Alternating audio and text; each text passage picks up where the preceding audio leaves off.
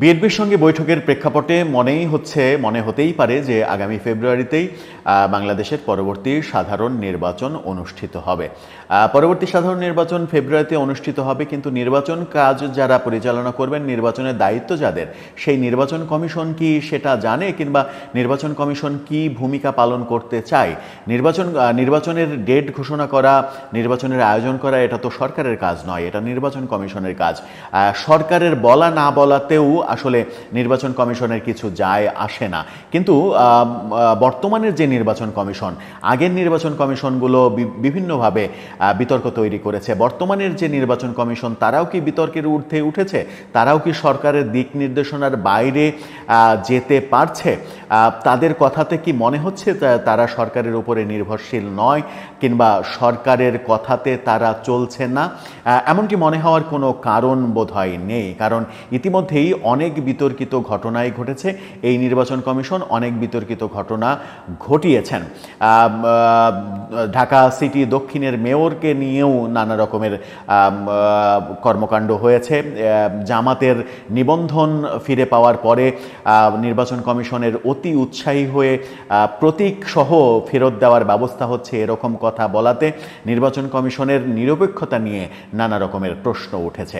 বর্তমান নির্বাচন কমিশন এবং নির্বাচন কমিশনের প্রধান নির্বাচন কমিশনার নাসির উদ্দিন, তিনি আজকে একটি সংবাদ সম্মেলন করেছেন। সংবাদ সম্মেলনে বোধহয় নিজেই নিজেকে প্রশ্নবিদ্ধ করে ফেললেন কিনা সেই প্রশ্নটা সামনে এসেই যায়, এবং তার কথাতেই বেরিয়ে আসলো কিনা যে এই নির্বাচন কমিশন সরকারের আজ্ঞাবহ নির্বাচন কমিশন। সেই আলোচনাই করবো এই ভিডিওতে।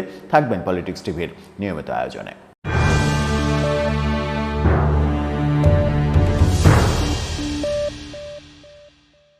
দর্শক, পলিটিক্স টিভির নিয়মিত ভিডিওগুলো স্পন্সর করছে প্রজাপতি.টিভি, নতুন ওটিটি প্ল্যাটফর্ম। আপনারা চাইলে ইউটিউবে, ফেসবুকে, ইনস্টাগ্রামে, টিকটকে দেখে নিতে পারেন।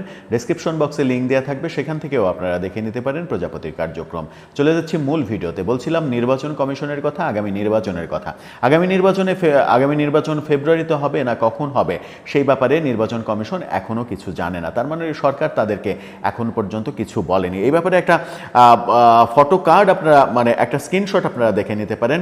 আজকের পত্রিকা এই শিরোনামটা করেছে। তারা বলছে, ফেব্রুয়ারিতে নির্বাচনের বিষয়ে ইসি আনুষ্ঠানিকভাবে কিছু জানে না। প্রধান নির্বাচন কমিশনার এটা বলছেন। এটা যখন তিনি বলছেন, তখন আদতে ব্যাপারটা কি দাঁড়াচ্ছে? ব্যাপারটা কি এটা দাঁড়াচ্ছে না যে সরকার কখন বলবে, সরকার কখন নির্দেশ দিবে, সেই অপেক্ষায় রয়েছে? যদিও সংবাদ সম্মেলনে সেরকম একটা পরিস্থিতি তৈরি হয়েছিল। তিনি বলেছেন যে নির্বাচন বিষয়ে সরকারের সঙ্গে তাদের বৈঠক প্রয়োজন, সরকারের মতামত নেওয়া প্রয়োজন। আবার তিনি পরক্ষণেই বলেছেন যে আপনারা আবার এটা মনে করবেন না যে সরকারের নির্দেশনায় আমরা কোনো কাজ করব, কিংবা সরকার বলে দেবে আমরা করব, গড সয়ার আমরা সেটা করব না। আগের কোনো নির্বাচন কমিশনের মতো আমরা এই ধরনের সরকারের কথাতে কাজ করব না। তিনিই বলছেন সরকারের সঙ্গে বৈঠক করতে হবে, সরকারের মতামত নিতে হবে। আবার তিনিই বলছেন সরকারের নির্দেশনায় কিন্তু আমরা কাজ করব না। তার মানে একই মিটিংয়ে তিনি স্পষ্ট নিজেই নিজেকে দিয়ে প্রমাণ করে দিলেন যে এই নির্বাচন কমিশন সরকারের আজ্ঞাবহ নির্বাচন কমিশন।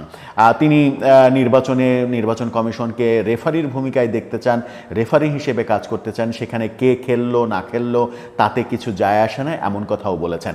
কিন্তু এই নির্বাচন কমিশন নানাভাবে বিতর্কিত হয়েছে। এমনকি এনসিপি এই নির্বাচন কমিশনকে পক্ষপাত দুষ্ট বলেছেন, যে এই নির্বাচন কমিশনের অফিসটা বিএনপির অফিস হয়ে গেছে। কিন্তু সেরকম প্রমাণ যদিও আমরা এখন পর্যন্ত দেখিনি। ঢাকা দক্ষিণ সিটি মেয়র, তার শপথ নিয়ে নানা রকমের তালবাহানা চলছে। এরকম পরিস্থিতি যখন চলছে, তখন আমরা এই নির্বাচন কমিশনকেই দেখেছি সরকার যখন আওয়ামী লীগের কর্মকাণ্ড স্থগিত করলো, বিচারের আগ পর্যন্ত আওয়ামী লীগের কর্মকাণ্ড স্থগিত করলো, তখন সরকারের নির্দেশনায় আওয়ামী লীগের নিবন্ধন সাময়িকভাবে স্থগিত করলো এই নির্বাচন কমিশন। নির্বাচন কমিশন কখনো সাময়িকভাবে কারো নিবন্ধন স্থগিত করতে পারে না। যদি কোনো দল নির্বাচন কমিশনের শর্ত ভঙ্গ করে, নিয়ম ভঙ্গ করে, তাহলে তার নিবন্ধন বাতিল হয়ে যাবে। এটাই নিয়ম। হয় নিবন্ধন থাকবে, অথবা নিবন্ধন বাতিল হবে।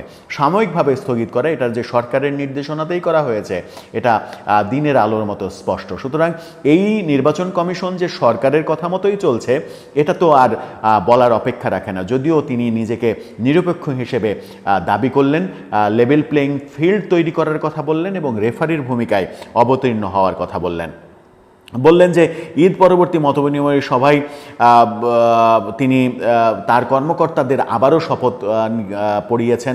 গত রমজানের মধ্যে কর্মকর্তাদের শপথ পড়িয়েছেন যে তারা নিরপেক্ষভাবে কাজ করবেন। এবারও তিনি আবার শপথ পড়িয়েছেন, মানে তিনি শপথ পড়াতে ব্যস্ত কর্মকর্তাদের। এত শপথ পড়াতে হবে কেন? তারা তো আইনগতভাবেই বাধ্য নিরপেক্ষ কাজ করতে। তার মানে কি তার কোনো সন্দেহ রয়েছে তার কর্মকর্তাদের নিয়ে কিংবা তার নিজেকে নিয়েও যে তিনি নিরপেক্ষ ভূমিকা পালন করতে পারবেন কিনা, আগামী নির্বাচনে বিশেষ কোনো এজেন্ডা পালন করবেন কিনা, সেই ব্যাপারে তো যথেষ্ট প্রশ্ন আসেই। তিনি বলেছেন যে ইসির শপথ হবে সুষ্ঠু, সুন্দর ও গ্রহণযোগ্য নির্বাচন জাতিকে উপহার দেয়া। বলেছেন যে আজকের শপথ হবে নিরপেক্ষভাবে কাজ করার, কোনো দলের জন্য লেজুরবৃত্তি না করার, আইন অনুযায়ী ও ন্যায়সঙ্গত কাজ করার। এখন তো কোনো দলই নেই, এখন তো নিরপেক্ষ সরকার, অন্তর্বর্তীকালীন সরকার। এখন আপনি কার লেজুরবৃত্তি করবেন? তার মানে কি নিজে থেকেই আগে থেকেই বলে দিচ্ছেন যে সরকার যেহেতু একটি বিশেষ দল কিংবা দুইটি বিশেষ দলের উপরে অনেক বেশি সফট কর্নার রয়েছে সরকারের, এরকম আলোচনা সমালোচনা চতুর্দিকে রয়েছে, নির্বাচন কমিশনও কি তাদের পক্ষে এক ধরনের কাজ করে যাবে, তাদের পক্ষে এজেন্ডা বাস্তবায়ন করবে? এর আগে রাজনৈতিক সরকারের অধীনে নির্বাচন কমিশনগুলোকে যেভাবে আমরা রাজনৈতিক সরকারের পক্ষে বিভিন্ন কর্মকাণ্ড করতে দেখেছি, যে কারণে বিগত সরকারের এত বেশি সমালোচনা হয় নির্বাচনকে বিতর্কিত করার জন্য, সেই একই কাজকে এই নির্বাচন কমিশনও করবে? আমার মনে হচ্ছে যে শেষ পর্যন্ত এই নির্বাচন কমিশনও বিতর্ক এড়াতে পারছে না, নানাভাবেই বিতর্কে জড়িয়ে পড়ছে, এমনকি নিজেই নিজেদের কথার মধ্য দিয়ে বিতর্কের জন্ম দিচ্ছেন। দর্শক, আপনার কি মনে হয় শেষ পর্যন্ত এই নির্বাচন কমিশনকে দিয়ে আগামী নির্বাচন নিরপেক্ষভাবে অনুষ্ঠান করা সম্ভব হবে কি, নাকি এরা বিশেষ কোনো দলের প্রতি আনুগত্য প্রদর্শন করে নির্বাচনে কাজ করবে কিংবা এজেন্ডা বাস্তবায়ন করবে? আপনার মতামত জানিয়ে লিখতে পারেন আমাদের কমেন্ট বক্সে।